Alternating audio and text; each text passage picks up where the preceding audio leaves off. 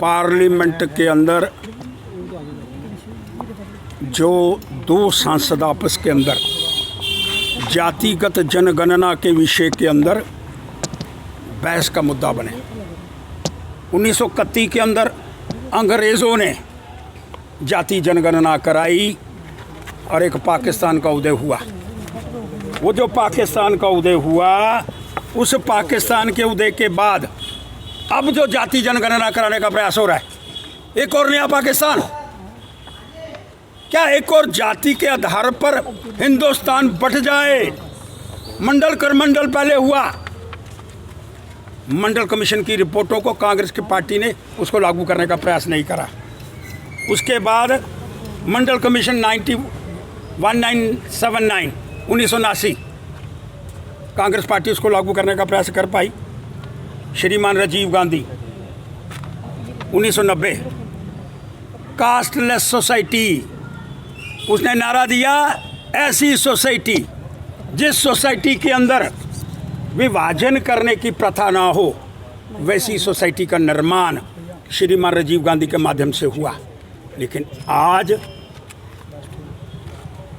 दादी कुछ कह रही है, पिता कुछ कह रहा है, पार्टी कुछ कह रही है, पार्टी का मैनिफेस्टो कुछ कह रहा है, लेकिन देश किस तरह से टुकड़े टुकड़े हो जाए, देश का विभाजन कैसे हो जाए, देश कैसे बंट जाए, एक नया पाकिस्तान जो हमको अभी भी हर समय खलल डालने का प्रयास कर रहा है। और जाति जनगणना के आधार पर किस तरह से देश का बंटवारा और किस तरह से देश टुकड़े टुकड़े गैंग के अंदर तब्दील करने का प्रयास किया जा रहा है। मैं इसका विरोध करना चाहता हूँ, लेकिन एक प्रश्न ज़रूर करना चाहता हूँ। जब एक सांसद भारतीय जनता पार्टी के, उन्होंने राजीव गांधी से सवाल करा, अखिलेश यादव ने किस तरह से उस पर प्रहार करने, तुम जाति पूछ रहे हो? अरे जब तुम देश की जाति पूछ रहे हो, तुमको कोई आपत्ति नहीं हो रही? जब मैं किसी व्यक्ति को, मेरा नाम अशोक, तुम्हारी जाति क्या है, मैं क्या कहने का प्रयास कर रहा हूँ? अखिलेश यादव को राहुल गांधी जी की जाति पूछने पर कटाश, लेकिन देश की जाति आप पूछ रहे हैं, तब आप पर कोई कटाश करने का प्रयास नहीं करना चाहता। लेकिन मैं फिर कहना चाहता हूँ, गूगल का CEO भारतीय है, लेकिन इस जातिगत प्रमाण पत्र के आधार पर उसको फॉरेन के अंदर जा कर के आज गूगल का पूरा चेयरमैन पूरे वर्ल्ड के अंदर है। ऐसे लोग जिनके अंदर मस्तिष्क है, जो पढ़ने के अंदर लायक है, आगे बढ़ने का प्रयास कर रहे हैं, जब उनको जातिगत राजनीति के अंदर हम बांटने का प्रयास करेंगे, देश कट जाएगा, टूट जाएगा और देश के अंदर एक और बंटवारा होगा जो किसी को बर्दाश्त नहीं है। लेकिन मैं श्रीमान राहुल गांधी जी से ज़रूर प्रश्न करना चाहता हूँ।